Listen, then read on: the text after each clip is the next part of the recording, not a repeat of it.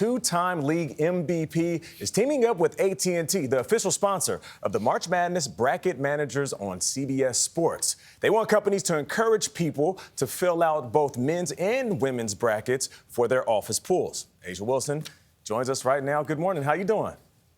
Good morning. I'm doing well. Good. So each year, millions of people fill out these brackets, and oftentimes they just fill out the men's side. And here's the thing, women's oftentimes is just as entertaining or maybe even more entertaining of basketball being played during March Madness. So why is that important to you? It's important to me because I just think that visibility matters. And if we can push ourselves out there and if we can get people to fill out brackets and you're like, well, which bracket did you fill out? It's so big. So for me, I always try to be like, hey, we got bracket busters, we got Cinderella teams, we got the whole nine too. So it's super big for us to continue to focus on, like pushing women's basketball. Mm-hmm. Speaking of pushing limits, Michelle Miller here. I just have to talk about gender equity for a minute. Last year, we famously saw one of the women's players point out the difference between the men's workout facility and the women's workout facility. Vastly different. It was so stark. It was quite sad for a number of people. How is that going to change?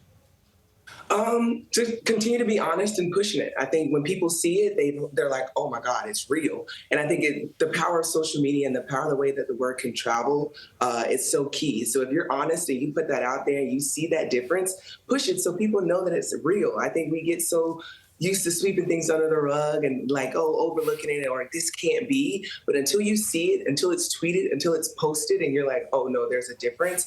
That's how you bring people more aware. I'm a firm believer in if people see it and it hits home, it's definitely going to be a change. So we're just going to continue to plant seeds and let people know that we're not going anywhere. We're still really good at what we do and we're going to have some fun while doing it.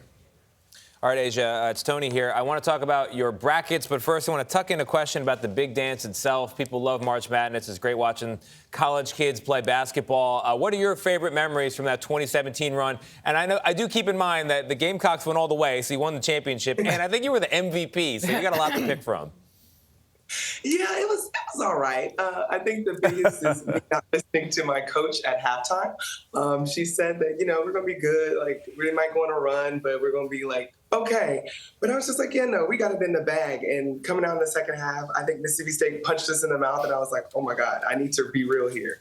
So playing under those big lights is super cool. I was crying on national television. I lost my grandmother the year before. So it was a big moment for me. But it's a lot of fun, I'll tell you that.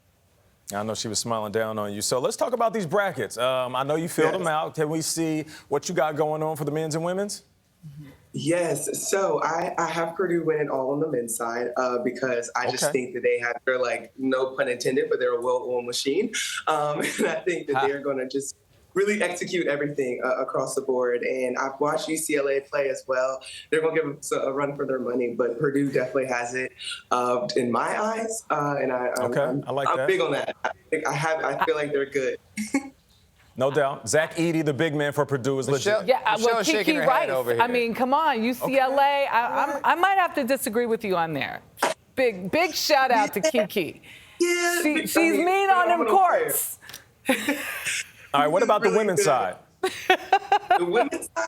Oh, man, hands down, the Gamecocks. I am going to be super biased there, but also they are well coached by this lovely woman of Dawn Staley. But I can't see anyone stopping them, and I'm knocking on wood, and hopefully this doesn't bite me in the butt later on. But they're fully equipped. They're ready. They're locked and loaded, and I'm excited to watch them play. It's crazy that I'm not a player anymore, and watching them, I'm like, oh, I got to watch it as a fan now. But it's super cool to see them be so successful. A'ja, you mentioned Dawn Staley. She is a respected former athlete herself and now carving her name into the history books as one of the best college coaches. I've heard you talk about her before. What has she meant to you? Man, Coach Staley is like a second mother to me. She calls me and say, what do I have on? Like, talks about boys to me, like the whole nine. And I think that's what makes her a great, relatable coach, and you want to play for her. You want to win for her. And so she's just been incredible, and just to watch her continue her success and shatter that glass ceiling that us women, particularly women in sports, have, it's been so crazy to be able to say that I was coached by her. So I am blessed. No doubt about it. Well, thank you for joining us. We appreciate you. You are one of the best in the business on and off the court.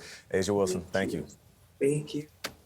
All right, CBS Sports and WBD Sports coverage of the NCAA men's basketball tournament begins Thursday, and the first four starts today on True TV.